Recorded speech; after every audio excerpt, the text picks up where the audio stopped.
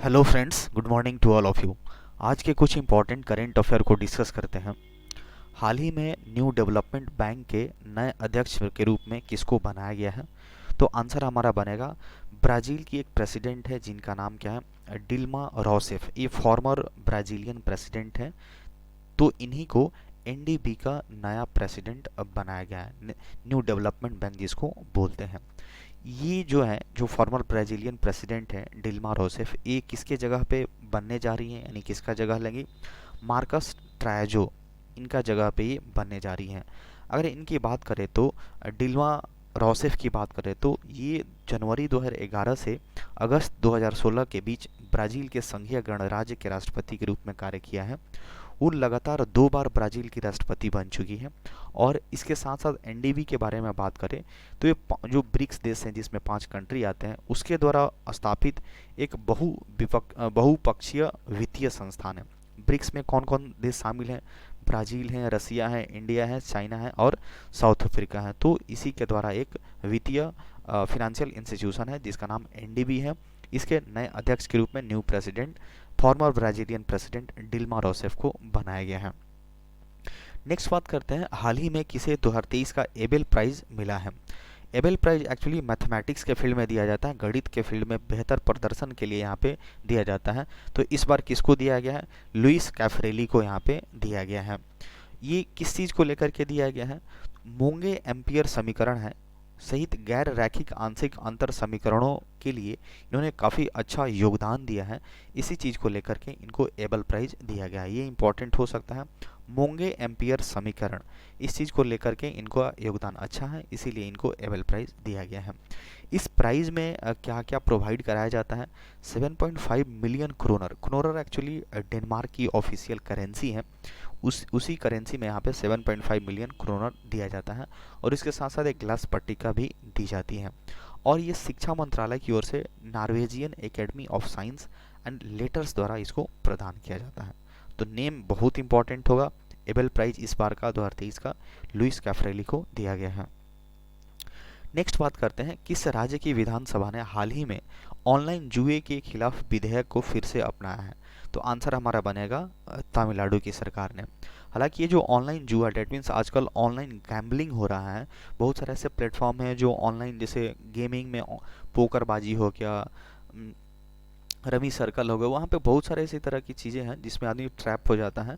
तो इस चीज़ को बचने के लिए इस काफ़ी धोखाधड़ी हो रहा था। तो तमिलनाडु की सरकार बहुत पहले इसको बंद कर दी थी, इस पर बैन लगा दी थी। लेकिन फिर से वहाँ की जो चीफ मिनिस्टर एम के स्टैलिन और वहाँ के जो गवर्नर है, उनके द्वारा एक तरह से इसको दोबारा से फिर से ओपन कर दिया गया है। नेक्स्ट बात करते हैं, हाल ही में जारी लिस्ट में स्वनिर्मित अरबपतियों में कौन सा देश शीर्ष पर रहा है? तो चाइना इस लिस्ट में सबसे टॉप पे है, स्वनिर्मित अरबपति, जिसको बिलियनियर बोल सकते हैं। तो हाल ही में एक लिस्ट आया है, M3M Hurun global rich list आया है। इसके अनुसार सबसे टॉप पे तो चाइना है, हमारा भारत तीसरे स्थान पे है। और बताया जा रहा है कि चीन में भारत की तुलना में लगभग 5 गुना अधिक अरबपति हैं। भारत में अगर देखें लिस्ट, अगर इसका देखें तो 105, टोटल 105 हमारे देश में अरबपति हैं, सेल्फ मेड। इसके लिस्ट में कुछ जानकारी देखते हैं। चाइना में टोटल 891 अरबपति लोग हैं। यूएसए में 496 हैं। इंडिया की बात करें, हमारे तीसरे नंबर पे हमारा इंडिया है और इसमें 105 हमारे बिलियनियर इस लिस्ट में शामिल हैं। यूके की बात करें तो 99, रसिया में 70 हैं। तो इम्पोर्टेंट ये डेटा होगा। नेक्स्ट बात करते हैं, सरकार ने हाल ही में कहाँ पर स्टैचू ऑफ नॉलेज की स्थापना को मंजूरी दी है? तो लातूर एक जगह है जो कि महाराष्ट्र में आता है। वहीं पे 13 अप्रैल को डॉक्टर भीमराव अंबेडकर जी की 70 फीट का जो ऊंची प्रतिमा का अनावरण किया जाएगा। तो हमारे बाबा साहब का प्रतिमा यहाँ पे 70 फीट ऊंचा इसको लगाया गया है लातूर जगह पे। तो इनकी इस बार 131वीं जयंती होगी, बर्थ एनिवर्सरी होगी, उन्हीं के उपलक्ष्य में यहाँ पे लगाया जा रहा है। और 14 अप्रैल जिनका एग्जैक्ट डेट ऑफ बर्थ है, उसी दिन हेलीकॉप्टर से इसमें पुष्प की वर्षा, फूलों की वर्षा इस मतलब स्टैचू पे करा जाएगा। तो इम्पॉर्टेंट होगा statue of knowledge. Statue of knowledge कहाँ पे स्थापित किया जा रहा है? लातूर में, महाराष्ट्र में। नेक्स्ट बात करते हैं, किसने हाल ही में अ matter of the heart education in India, इस पुस्तक को लिखा है? तो इसका आंसर बनेगा अनुराग बेहर। अनुराग बेहर अजीम प्रेमजी फाउंडेशन के सीईओ हैं और अजीम प्रेमजी यूनिवर्सिटी के संस्थापक उपाध्यक्ष भी हैं। तो इन्हीं के द्वारा इस पुस्तक को लिखा गया है, जिसका टाइटल क्या है, शीर्षक क्या है, अ matter of education, a matter of the heart, education in India इसका टाइटल है। इस पुस्तक की बात करें, इस बुक में लगभग 110 स्टोरी का एक तरह से कलेक्शन है, जिसमें बेहर के फाउंडेशन में काम करने के अनुभवों पर आधारित है और बड़े शहरों में से परे भारत में जो शिक्षा की स्थिति है उस पर भी इस पे प्रकाश डाला गया है। खास करके इस पुस्तक को उन शिक्षकों को समर्पण करते हैं जो देश के भविष्य को आकार दे रहे हैं। तो इसमें इसी चीज़ के बारे में अपने फाउंडेशंस, अजीम प्रेमजी का जो फाउंडेशन है उससे रिलेटेड तमाम तरह की इसमें जानकारी होगी। तो नेम बुक का इंपॉर्टेंट होगा a matter of the heart, education in India, Anurag Behar. Next बात करते हैं, किसने नई दिल्ली में वैदिक विरासत पोर्टल का हाल ही में उद्घाटन किया है?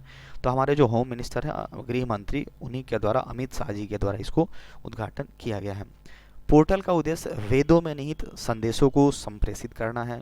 यह आम लोगों को वेदों के बारे में सामान्य समझ रखने में मदद करेगा।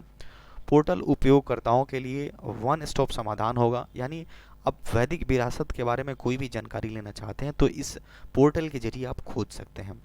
जो 4 वेद हैं हमारे, उसके ऑडियो विजुअल रिकॉर्डिंग वैदिक हेरिटेज पोर्टल पर अपलोड कर दी गई है और पोर्टल में 550 घंटे से अधिक की अवधि के साथ चारों वेदों के 18,000 से अधिक मंत्र यहाँ पे अपलोडेड हैं। तो इम्पॉर्टेंट होगा वैदिक विरासत पोर्टल। नेक्स्ट बात करते हैं, किस स्टेट में स्पोर्ट्स यूनिवर्सिटी ओपन होने जा रहा है? तो आंसर बनेगा हमारा उत्तराखंड का जो स्टेट है वहाँ पे एक हल्द्वानी जगह है, वहीं पे स्पोर्ट यूनिवर्सिटी ओपन होने जा रहा है। तो स्पोर्ट्स यूनिवर्सिटी से काफ़ी स्पोर्ट्स को लेकर के बढ़ावा मिलेगा। स्पोर्ट्स के फील्ड में हमारा वो जो स्टेट है काफ़ी आगे लेवल तक जा सकता है। तो उत्तराखंड के जो अभी सीएम कौन है, पुष्कर सिंह धामी, उन्हीं के द्वारा इसको इनॉग्रेट करा जाएगा। नेक्स्ट बात करते हैं, हाल ही में किस राज्य सरकार पर एनजीटी के द्वारा रामसर साइट के प्रोटेक्ट में फेल्योर के लिए 10 करोड़ का फाइन किया गया है? तो एनजीटी एक संस्था है, एक तरह से बोल सकते हैं नेशनल ग्रीन ट्रिब्यूनल है, जो खास करके इन्वायरमेंट और खास करके जो रामसर साइट्स हैं उसको लेकर के, प्रोटेक्शन को लेकर के काफ़ी सजग रहती है। तो न्यू दिल्ली की एक है, तो इसने बेमनाड और अष्टमुड़ी झीलों को लेकर के यहाँ पे काफ़ी ज़्यादा प्रदूषण फैल रहा है। रामसर साइट्स हैं लेकिन वहाँ पे प्रदूषण बहुत ज़्यादा फैल रहा है, उसके आसपास के एरिया में कचरा फैलाया जा रहा है। तो केरल सरकार को इस चीज़ के लिए यहाँ पे एनजीटी ने 10 करोड़ का जुर्माना लगाया है कि आप इसको ठीक कीजिए, इसके प्रदूषण को हटाइए और इसका अच्छा से इंफ्रास्ट्रक्चर को बिल्डअप कीजिए।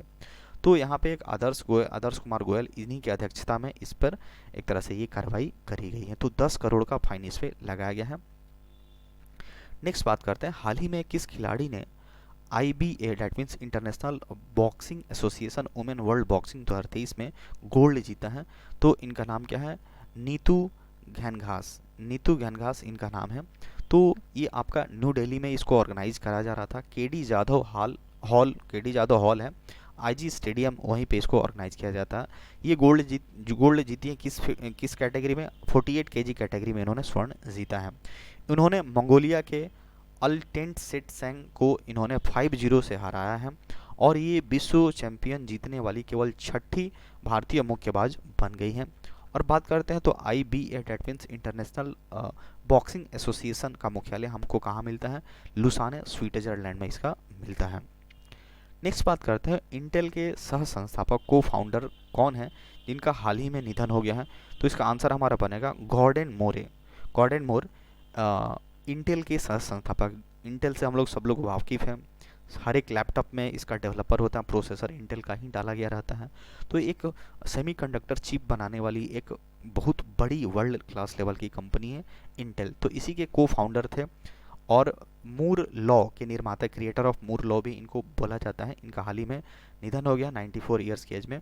हवाई एक कंट्री है, हवाई, वहीं पे इनका निधन हुआ है। उन्होंने 1950 के दशक में अर्धचालकों पर काम करना शुरू किया और 1968 में इंटेल कॉरपोरेशन की स्थापना भी करी गई थी। तो इन्हीं को लेकर के ये काफ़ी ज़्यादा फेमस थे। That's all for today.